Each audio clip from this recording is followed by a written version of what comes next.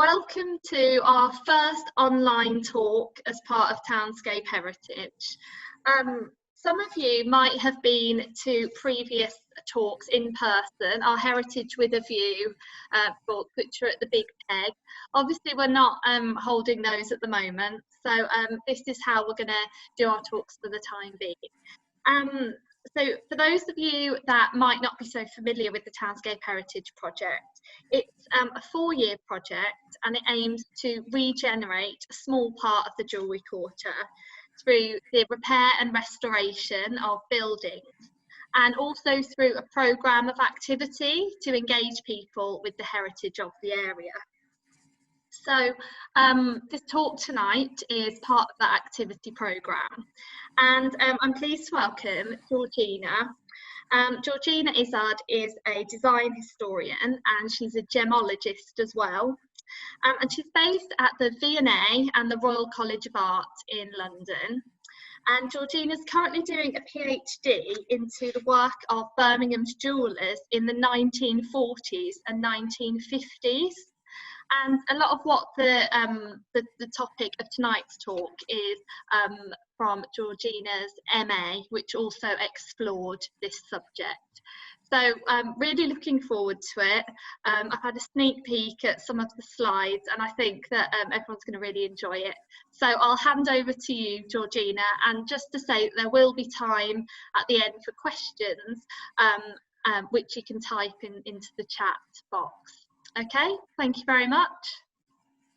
Great, thank you so much, Kate, and thank you everyone for spending your evening with me. I hope you enjoy. As Kate said, this is part of a sort of summary of my MA work, but it feeds a lot into my PhD work, which is sort of looking at how the 6 years of jewellers' work during the war impacted the immediate post-war trade. But tonight we'll just be talking about the war period. So we will begin. Thank you.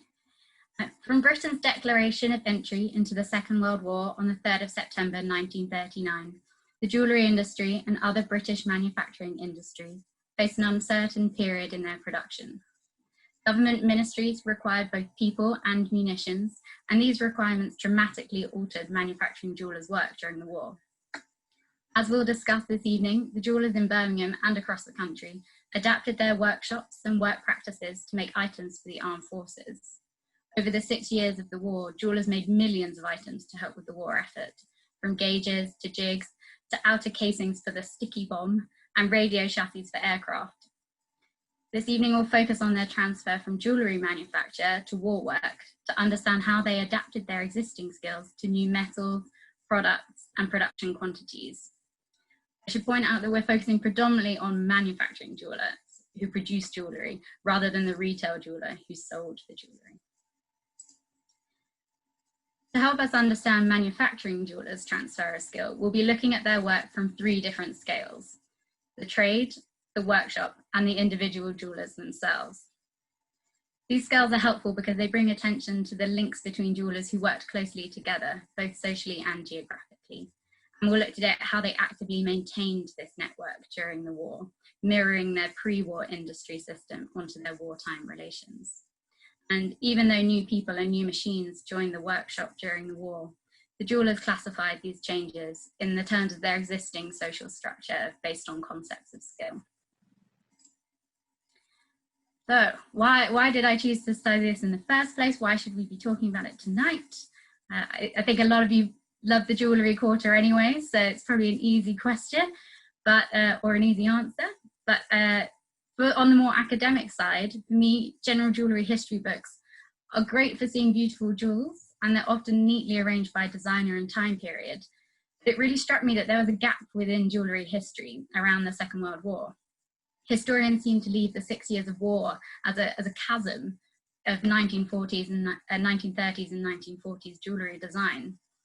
As an extreme example of this pattern, John Peacock's 20th century jewellery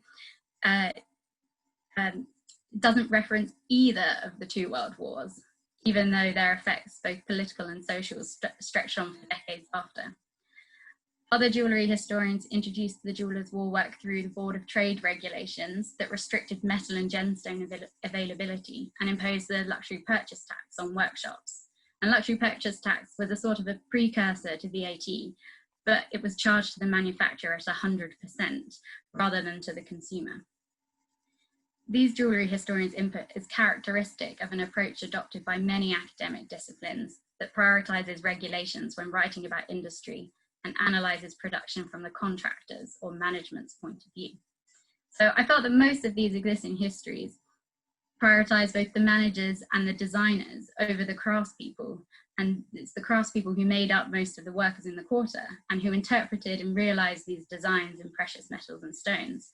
I felt that this balance in existing histories was unrepresentative of the skill, time and movement of materials involved in jewellery production. However, Sheena Mason, who I know was well known in these parts for her role at the National Association of Jewellers, an editor of British Jeweller Trade Journal, and one of the figures pushing for the opening of the Museum of the Jewellery Quarter, wrote a much more comprehensive account of jewellers' work during the war in her Jewellery Making in Birmingham, as you can see here. And she includes stories of the workshops contributing to sponsor a Spitfire plane, etc. But she doesn't talk about any of the changes to making. And so I thought Sheena's work made a good springboard for future research that gives space to the individual jeweller.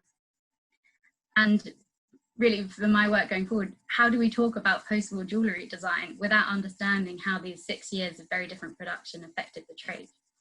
So that's what I'm doing now, but back to the war for tonight. So we're beginning with the trade. To understand how work changed for jewellers across the country, we can look briefly to assay office accounts. The assay offices of Birmingham, London, Sheffield and Edinburgh test and mark the fineness of precious metals, hallmarking. And the assay numbers in Birmingham drastically dropped during the war. By the Birmingham Assay Office's year end on the 30th of June 1944, the gold assayed in that year was the lowest weight the office had recorded since 1868. From that significant drop in the total weight of items submitted for assay, we can infer a corresponding drop in the number of items made, although it could be that the items weighed a lot less than before, which is also a possibility given that less gold was available. Nevertheless, metal restrictions, combined with the imposition of purchase tax and war contracts, all contributed to this reduction in items produced and assayed. And the same effect was felt across the country, and the assay offices, needing to stay afloat as businesses, agreed to all increase their hallmarking prices by 10% in April 1940, and then another 10% in January 1941, and quite drastic 50% in July 1941. And as the output of discussions amongst the trade nationally, these price increases emphasised that the trade experienced the difficulties of wartime production together. It wasn't just Birmingham on their own. So the jewellers weren't making as much jewellery, but what were they doing? And they were taking on war contracts. And a set of index cards that I found in the Birmingham Jewellers Association's archive has helped identify firms that converted to war work, as well as important aspects of their work. These cards detail the productive capacity of the Birmingham Jewellers and Silversmiths Association, as it was then called, their members, including the number of skilled, semi-skilled and apprentice workers, the workshop's plating capacities and the contracts they took.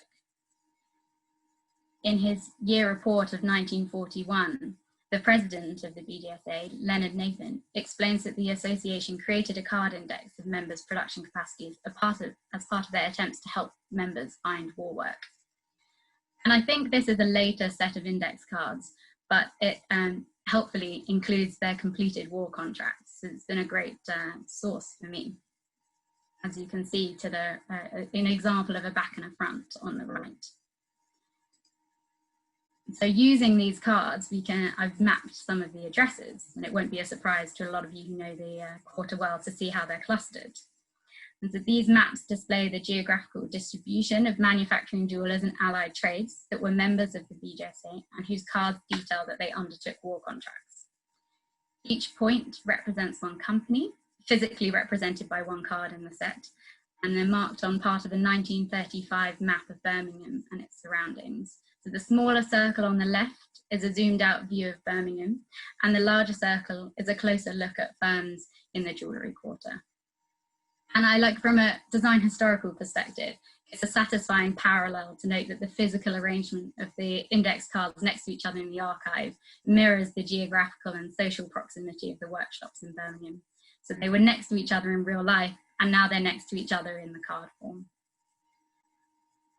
And this location of knowledge of workshops also maps the transfer of knowledge, skills, materials, and people in the Birmingham trade. Jewellers in the war benefited from being part of this existing network and channels of knowledge transfer. But how did the jewellers use these networks? Within the jewellery industry, trade associations extended this awareness of other manufacturers' war work to their members, an act that reinforced the jewellers' sense of interconnection. In the years preceding the Second World War, trade associations provided education, financial support, and advertising opportunities, while stimulating competition and liaising with other trades and government bodies. During the war, all trade associations attempted to continue these responsibilities, as they quickly realised that the only way for them to stay useful to a trade that was no longer making jewellery was to provide support for managing relationships between workshops and the government. And by extension, they immersed the jewellers in an industry and nationwide rhetoric of continuation and service. We'll briefly turn to a London example, but it brings in the actual words of people that were part of this system. So, on the 11th of September 1939, only 8 days after Britain's entry to the war, so it was quite a quick turnaround, they got on it pretty quickly. George Hughes, clerk of the Goldsmith Company, wrote a speculative request for assistance to Sir Alan Barlow at the Ministry of Labour. And I'll read the quotation out that we've got here. There are in the gold and silver trades a number of skilled craftsmen and mechanics who should be useful in precision jobs, plate gauge work, coppersmiths, fitters and assemblers. It would be possible to use certain London factories and switch over the men there from their present work to war work. He concludes the letter by appealing to Barlow as the trade in London, to a certain extent, look to us in these days. The fact that Hughes says the trade looks to the company demonstrates that he considered their members to have endowed the company with power. Hughes' appeal to the Ministry of Labour is echoed in his communication with the jewellers. On the 15th of September 1939, Hughes wrote to Mr. Neurath, the manager of Elkington & Co., a large manufacturing silversmiths in London, and inquired after a craftsman and whether he would be kept at the company during the war. It would be much better to do so, but I have no doubt you are up against many difficulties at the moment. It seems futile that men of this type, who have individual ability, which will be useful to the industry after the war is over, should drift into the infantry if we can think of anything better for them. Hughes emphasises individual ability as, for him, the future of the jewellery industry rested on securing skilled workers and maintaining their skills during the war. Though Hughes could not actively dictate the Ministry of Labour and workshops operations, he established the Goldsmiths Company as a point of information and exchange. And similarly, in Birmingham, the BJSA committee members worked to secure the future of their members' businesses by establishing a military buttons and badges advisory panel, snappy name, to coordinate production of vital regimental uniform components. The BJSA formed this panel upon a request from Lord Walton of the Ministry of Supply. And this request indicates that the government recognised the panel as a point of contact for access to the metal manufacturing trades of Birmingham. A representative or administrator of the panel recorded their work in this ledger book that we're looking at here, and each page is designated to a workshop that produced the buttons and the badges. The image on the bottom left here details that in a very small space the total quantity of orders placed with the Birmingham workshops on the panel from the beginning of the war to the 31st of March 1942, so only a half of the war effectively, which included 11,331,549 badges. And given that they were taking on other contracts at the same time, that's quite a lot of badges. And we'll be coming back to how they made these badges later. For the wartime jewellers, being part of these panels was not obligatory, and some jewellers negotiated contracts with ministries independently of the trade associations. However, the committee members of the trade association still considered their role crucial in helping the jewellers convert to war work. As the bridge between the government ministries and the jewellery workshops, committees organised the passing of people, information, money and materials. This work maintained the trades association's value within the existing dynamics within Birmingham, despite fewer articles of jewellery being made. And as well, during the Second World War, the trade associations reinforced the importance of their work, and thus their value to the trade, through their journal publications. And you can see one here. Analysing the wartime editions of the trade's most widely circulated journal, the British Jeweller, we can see a pervasive influence in the jewellery industry of a rhetoric that stressed national service and continuation. And as a design historian, I like to look at how not just the text within the journal, but the design and the paper and the printing and its dissemination, and all these together tangibly demonstrate the industry's attempt to continue despite restrictions. We can look at the physical journal itself with the minutes of the British Jewellers Editorial Board, which reveals further the decisions behind the journal and help us to see the people of the industry rather than just these texts that they've left behind. The minutes page from the 11th of September 1939 includes 2 paragraphs detailing discussion about the articles in October's issue, given that the war has been declared. Deliberating about a topic for the lead article, the board suggests that, quote, an article might be prepared on the lines that business must continue in spite of present conditions. The emphasis on continuation despite war conditions is clearly evident in the October 1939 edition's introductory page, as you can see on the screen now, which Mr. Leese, the editor, titled Our Share. In this article, he stresses the collaborative nature of the jewellery trade and their capacity and responsibility to serve. Though Leese does not prescribe any explicit duties to the jeweller in the article, its position on the first editorial page with the British jeweller banner above emphasises the jeweller's official nature, emphasised to the jewellers the official nature of this rhetoric. The design and printing of the physical journal then goes further to reinforce the idea of continuation. The editorial board continued to publish the journal despite the paper and ink restrictions that forced them to change its design. And an advertising historian, T.R. Nevitt, has suggested that due to paper shortages, the print industry in 1942 and 1943 in the UK reduced paper use by over 75% of their pre-war total. So the restrictions were quite severe. British Jeweller made it through, and their physical changes do not, however, completely stem from broader print restrictions.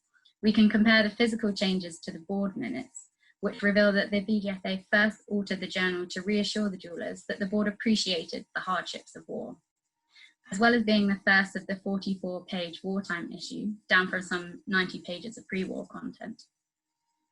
The February 1942 edition uses a smaller size of the journal's standard typeface. The board discussed the use of fewer pages and smaller print in December 1941, after T.L. Mott, himself the owner of a jewellery workshop in Birmingham, declared to the rest of the editorial board that he, quote, felt that from the psychological point of view, it was desirable to reduce the size of the British jeweller, as many people wondered how it was possible to obtain supplies of paper. Mott bases his concern for the journal's reputation on his understanding of the jewellery trade's close network, and he appreciated that all parts of this network needed to appear that they were actively supporting each other, especially the trade association. And the board settled on changing the type size to allow for more words per page and fewer pages overall, accompanied by an article titled Saving Paper and an explanation of the type change, in which Leese writes that, quote, we are required to economise in the use of paper. Indeed, we are anxious to do so. His suggestion that the board wanted to do their bit appeals to the jeweller already engaged on national work and emphasises the continuation of a shared bond between all layers of the industry. But changing the typeface and size was not enough, and from May 1942, the British Jeweller Board reduced the size of the journal. So on the right, you can see a photograph of the 1942 editions of the journal bound together today in the British Library holdings. The left, on the right side. The left side of the open spread is the back cover of the April 1942 edition, and its full size highlights that the May 1942 edition is smaller, and it's a square front cover. At 2/3 of the original size, the advertisement spaces are shorter, and it cost nearly 3 months of the journal's profit to pay for the new printing blocks to change the size. Defending these costs and the increased chance of advertisers withdrawing, Leese argued in May 1942 board meeting that many workshops, and I quote, were already engaged largely on war work and advertised for reasons of prestige and not to sell. It was reasonable to assume that most of these firms would continue to advertise throughout the war. Leese's suggestion that the advertisers used their space in the journal out of prestige reinforces that the rhetoric of continuation had strongly pervaded the jewellery industry. In his description of wartime advertising, Nevitt suggests that keeping a company in the consumer's mind is one of the 3 main roles of all wartime advertising. And we can see examples of this idea of prestige encapsulated in the adverts shown here. And there are many, many more across the war years. So I'll just briefly concentrate on some of the lines used. So in the top, we've got made by craftsmen whose skill is now a national asset and will be at your service again at a not very distant date. And to the right, the coming year may hold far greater trials for us. We shall accept them with a good heart, for we know that each day brings us nearer to the victory and peace we all desire. Until then, we ask for their indulgence. We know they will understand that if we refuse an order, it is no fault of ours, that it is not because we would not, but because we cannot. And finally, in saying au revoir, we must express our gratitude for the loyal cooperation of our many friends. It is our earnest hope that we may soon be working together once more in the fraternal round of normal trade. I find these all quite touching, but I guess that's the point. And so these continued presence of adverts in the British jeweller proves that the trade journals and workshop advertisers valued the reciprocal relationship they had throughout the war, that they were both continuing. Though some changes to British jeweller stem from national restrictions, the editorial board demonstrated their awareness of presenting a united front across the jewellery trade.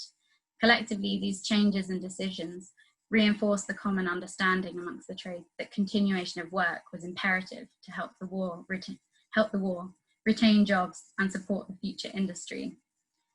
And so for the individual jeweller, their work changed, but their trade persisted.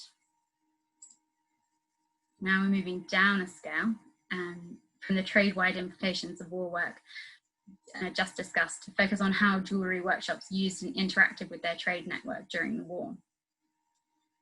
For the individual manufacturing jeweller, a fundamental part of their war experience was the movement of people in the workshop, particularly gauged through the number of workers, their gender and age.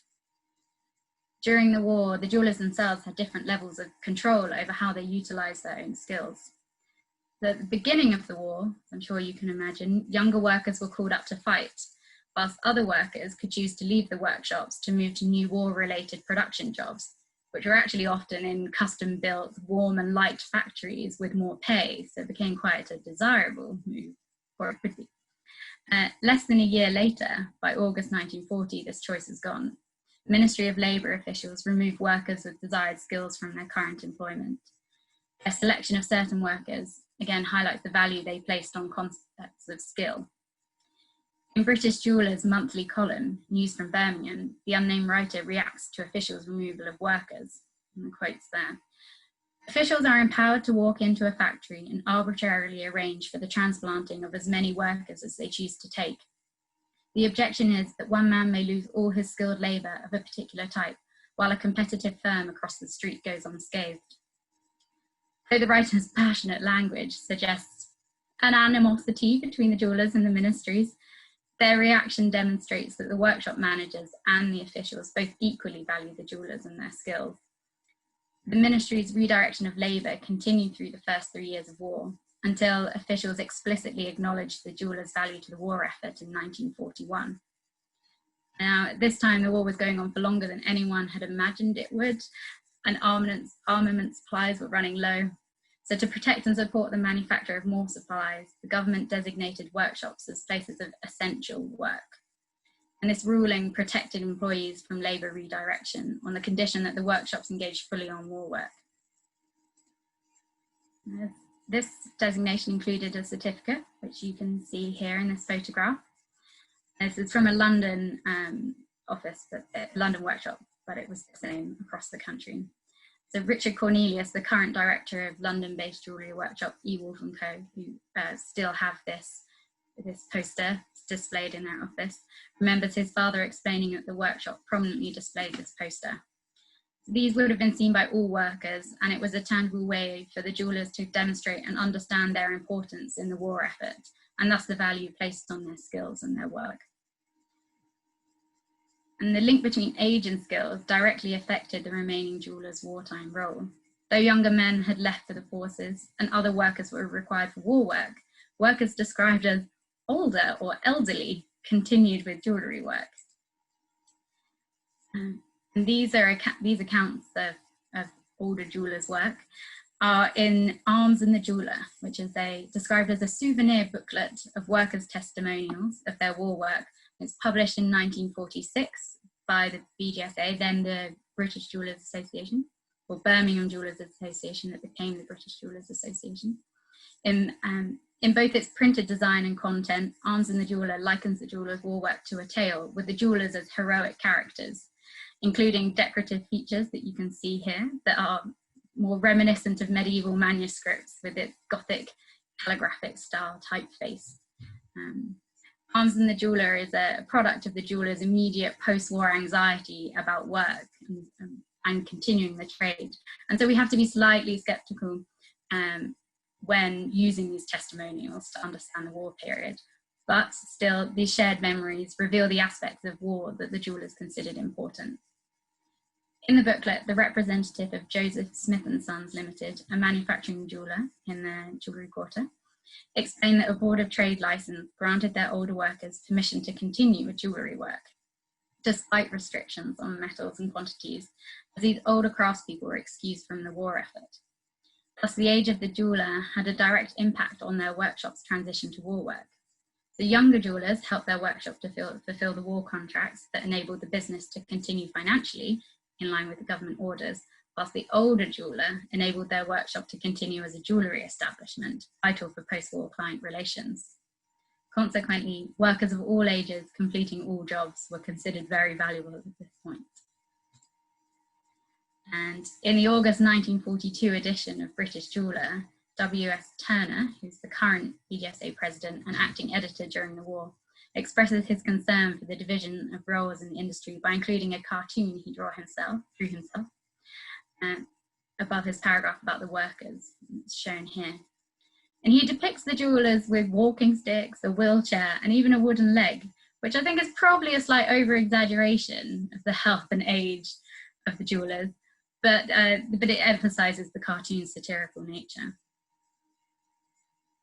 And it's titled, "All That Is Left of Them Going to Work." And you can see the Chamberlain clock in the background.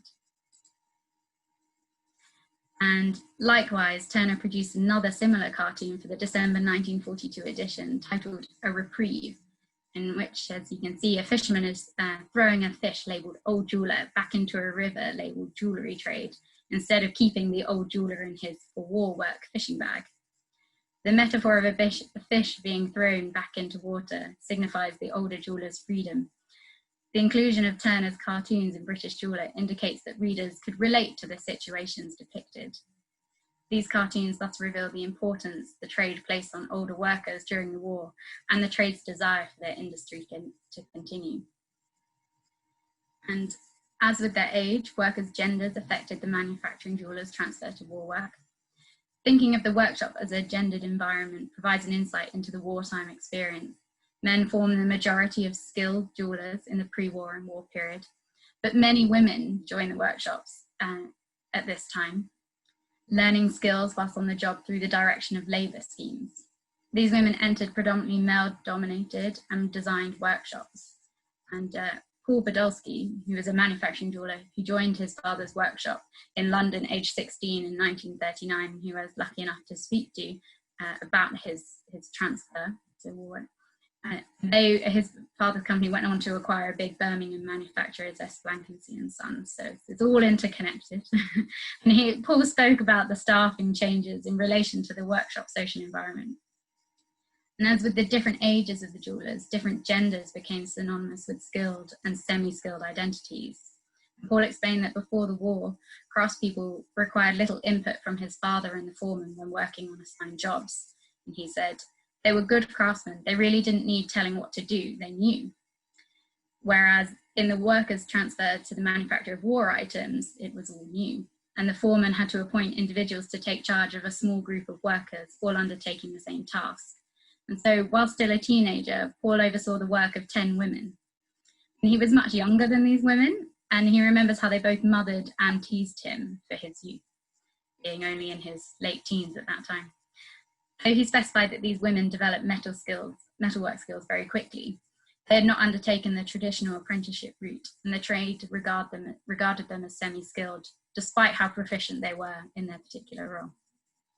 As a young man with existing jewellery manufacture experience, he ranked higher in the skill-based workshop hierarchy. The management of Paul's workshop arranged itself to fit the manufacture of new and unknown items during the war, but this new arrangement rested on existing notions of skill. Now, we're taking another step down to the jeweller. By 1942, most manufacturing jewellers had engaged themselves fully on war work, partly due to government orders and partly to ensure the continuation of their workshops for the post-war business environment. The work the jewellers undertook was both familiar, because the items specifications generally required them to work on a small scale still, but also unfamiliar, as they created items they were unaccustomed to and were often only components of a larger piece of equipment. And so the notions of production quantities, adaptation of skill, and precision feature in nearly all the workshop representatives' testimonials in The Arms and the Jeweller. So production quantities. In Arms and the Jeweller, nearly every representative stressed the increase in the number of items that passed through their hands during their war work in comparison to their prior jewellery production. The number of items produced by the jewellers was a tangible measure of their transfer, reinforcing how different their new work was from jewellery. The representative of E.J. Cluley & Co., a large manufacturer on Vise Street, explained how their jewellers produced 7 million gas marks components, 4 million bomb arming wires, 16 million surgical wound clips, and 23 million primer plugs. This huge number of items very starkly contrasts to jewellery work. Though jewellers based in large workshops, like E.J. Cluley & Co., often made jewels in batch quantities, potentially in the hundreds of each item, these numbers were obviously much smaller in relation to the millions that we're discussing here. And similarly, the representative of Hathaway and Muddyman, we get lovely portraits of select people from the firms in this booklet. And they are diamond mounters and ring manufacturers on Birmingham's Great Hampton Street, directly compared their first order of 90,000 base plugs for anti-tank shells to their jewellery production numbers, remarking that the shells order, quote, seemed colossal after orders for gem rings which rarely exceeded half a dozen of a pattern.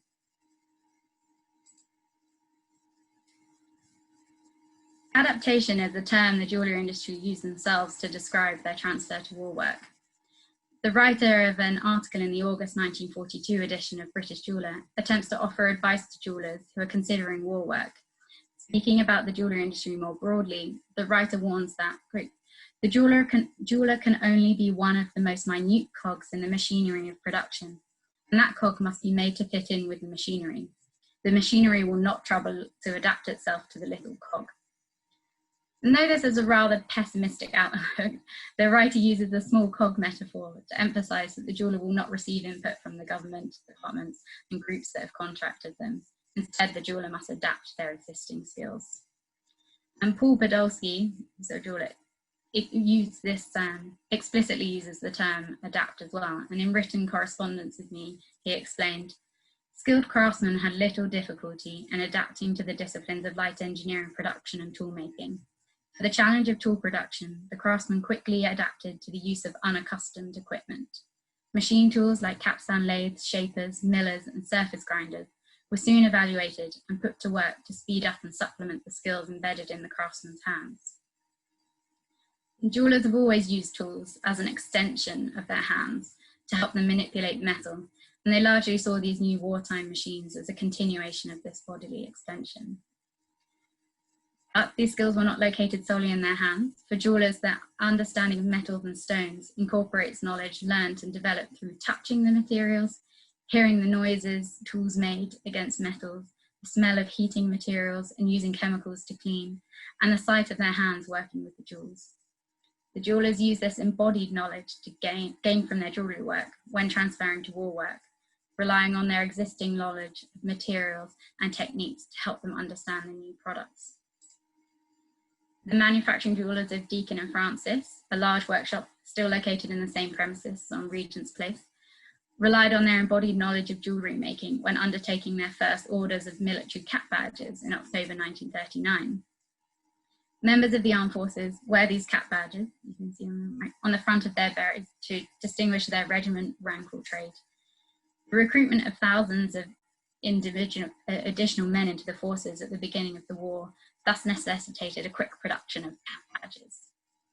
And we can see on the left a photograph of Deakin and Francis's page from the military buttons and badges advisory panel ledger that we spoke about earlier. And it details the workshop's production of over 78,000 cap badges in little over a year, which is, I presume, a significantly larger quantity of production of one item than they made from each jewellery design. And the photo on the right is a picture of the Order Regiment cap badge, and its cross and star design has been struck in relief from white metal. The die striking method used in this badge is also used in jewellery manufacture, and this is a photograph from the V&A's jewellery gallery, that's the word. And it shows the stages completed in the creation of a die struck brooch. It follows through from the top left, right, and then onto the bottom row, left to right. And it demonstrates the multiple embossed components that can be combined to quickly create a jewel. Both the cap badge and the brooch are struck in relief to create their design. The physical similarities between the cap badges and simple jewellery highlight that the Deakin and Francis jewellers relied on existing embodied knowledge to make the new wartime product. And the jewellers use existing workshop machinery to make these cap badges. And this is the same machinery they use to make jewellery. Sunk into the ground floor of the Deakin and Francis workshop are 4 stamp presses, seen in the left photograph, which James Deakin, one of the company's current directors, and his father, David Deakin, explained have been used to make the cap badges during the war. And these presses have been installed in their workshop for at least 120 years, and they're still used today to make their signet rings. These presses are bolted to the ceiling and to brickwork benches, and a die stamp is inserted below the press and secured by vices, as in the centre photograph. For jewellery components, the Deakin and Francis craftspeople designed the first die, which then an external company cast in iron, like the die on the right, viewed from the top and in profile, which is for the Border Regiment cap badge, which we saw in the previous slide. Though this die is not dated, James Deakin explained that the technology has not changed, and so this stamp is like those used to make the cap badges in the Second World War. The worker placed each die with the required blank metal on top under the press, releasing the press so it forced the metal into the stamp, creating the design. From their jewellery production, the Deakin and Francis jewellers possessed knowledge of both the equipment and the process required to make these cap badges. They were accustomed to fitting the stamps in place, hearing the press hit the metal, and removing the stamping with their fingers. The jeweller thus relied on skills that used touch, sight, and sound in both jewellery and badge production, adapting these skills for the new product and its different metals. Making the cap badges thus required a continuation of skill for many craftspeople at Deakin and Francis, but they adapted these skills for a new product in quantities, metals, and timescales they were unused to working with. The jewellers' adaptation of their physical skills for their transfer to war work was complemented by an adaptation of their social skills. For the jeweller's discretion is a social skill. Jewellers valued secrecy in both jewellery work and war work because they endowed both jewels and war items with high value. And this is a poster that was displayed around the country that is quite interesting. It says, "You never know who's listening. Careless talk costs lives." And it's meant to be members of the Nazi party sitting on a bus, which I'm sure never happened. It's amusing nonetheless. And in Arms and the Jeweller, the representative of Jewellery Workshop, Thomas L. Mott, refers to the trust the management placed in their jewellers' discretion. And this is the quote: "It is claimed with considerable pride by Messrs. Mott that during the whole of the long period of these contracts, there occurred no single instance, however minute, of leakage of information. The peacetime activities of the jeweller demanded that his workers be completely trustworthy in handling and guarding articles and stones of value, and meticulously careful and accurate in their work upon them. These same qualities of mind and character made the best jewellery manufacturing firms ideal for the purpose of handling secret work." Their direct comparison of the trust placed in the jewellers before the war to during the war highlights again the adaptation of existing skills for this new work. Identification of discretion as a social skill in both the jewellers' pre-war and wartime behaviour reveals that the jewellers maintained the trade's existing social arrangements during the war. Though they completed different work both before and during, by not discussing either, the jewellers confirmed that they considered both equally valuable. And the jewellers were therefore able to adapt to war work because they had developed a skill base that was both physical and social. But they also had to learn some new skills. I'll go through this quickly. They had to learning to read product blueprints was a principal new skill for the jewellers engaged on war work. As Turner wrote in the introduction of Arms and the Jeweller, micrometers, gauges, and blueprints became nightmares to many who had never seen these things before. The fact being that jewellers were now in the process of being metamorphosed into engineers, brass and steel taking the place of gold, silver, etc. Turner's negative memory of blueprints stresses that working with these plans was an experience for the jewellers that required skills they did not already have but had to learn. And but today these blueprints are actually a physical part of the jeweller's history that's quite underrepresented in the archives. You can't really find them, and that might be because they weren't considered important enough to keep because they weren't considered the final product, or maybe they were too important to keep because secrecy was highly valued. So to date, the only one that I've found is a blueprint style plan made in pencil on tracing paper. This was in the Goldsmiths Company's archive. And Mr. Frodsham at the Ministry of Supply sent this drawing to the London Silversmiths Wartime Employment Committee in August 1940. And you'll note that it specifies at the top 5,000 per week and 100,000 for the first order. So again, we're talking quite big scale. And this blueprint drawing is markedly different from jewellery designs from the years before the war. The image on the left shows a pre-war design from London jeweller H. Godman, who also transferred to war work making surgical items. Like many jewellery designs, the designer of this ring created the design using opaque gouache paint in multiple colours. While the jewellery designer has depicted the ring in multiple angles in a way that immediately shows that the final product will be very three-dimensional, the blueprint designer used two very two-dimensional looking images to the untrained eye, and brought to life for the interpreter by the plan by measurements, angles, and tolerances. And Paul joked that when he was joking that he had to use blueprints in his workshop, he said, "Oh yes, we had to learn to read them too."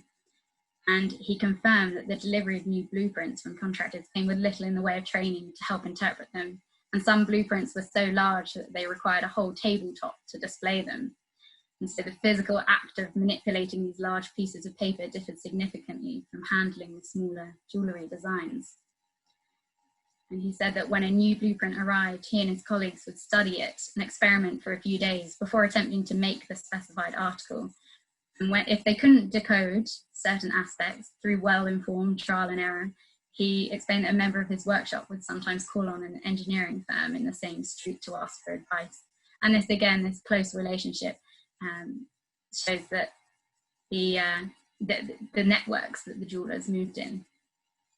Reading the blueprints thus relied on the jewellers using their existing skills to experiment with new materials and measurements, learning new skills in the process.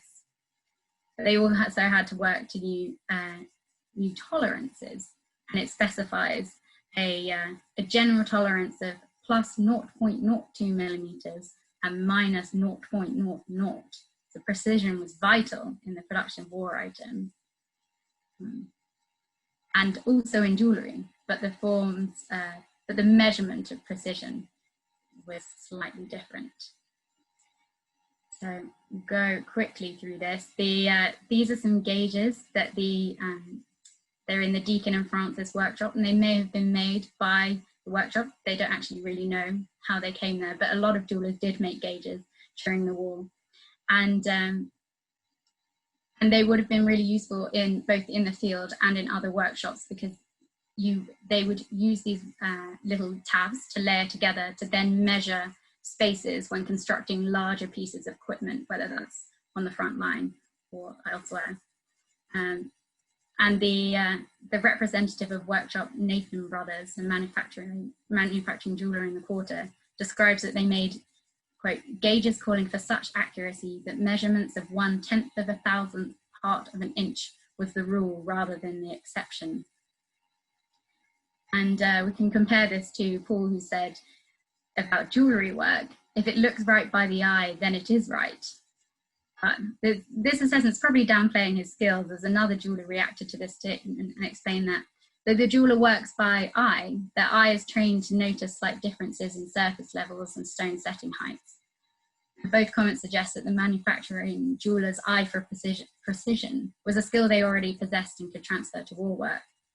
And this embodied knowledge of precision made their adjustment to the use of new micrometers and gauges easier, though with a few added steps involved. And as you can see, they like to joke about their skills. This is another cartoon by Turner saying, "Mend it, easy. I used to be a jewellery repairer."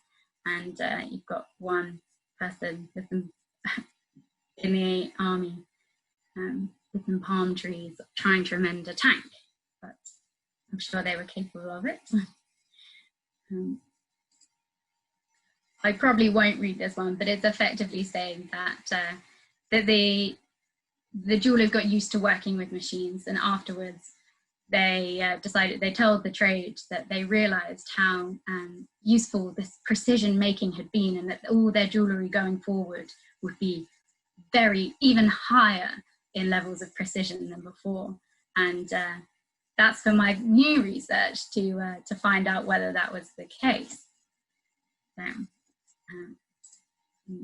So in conclusion, the jewellers' use of new machines and blueprints helped them to understand their work as engineers, and raises the question, did they consider themselves engineers? They considered their work as engineering. Testimonials like that of Blanckensee Son and Paul suggest that the jewellers always considered themselves jewellers, and this consistent self-identification despite war work reflects the importance of training and experience in jewellery manufacture for the jewellers. Those jewellers who produced jewellery both before and after the war regarded their work as their vocation. And hopefully I've convinced you today that the jewellers adapted to war work through their embodied knowledge of metalwork and precision. Their adaptation rested on the existing trade structure and the individual jewellers' acknowledgement of their place within it. This structure was so fundamental that it affected the jewellers' perception of themselves, their work, and their industry, and prompted them to conceive their war work in the same terms as they had understood their jewellery work. Thank you very much.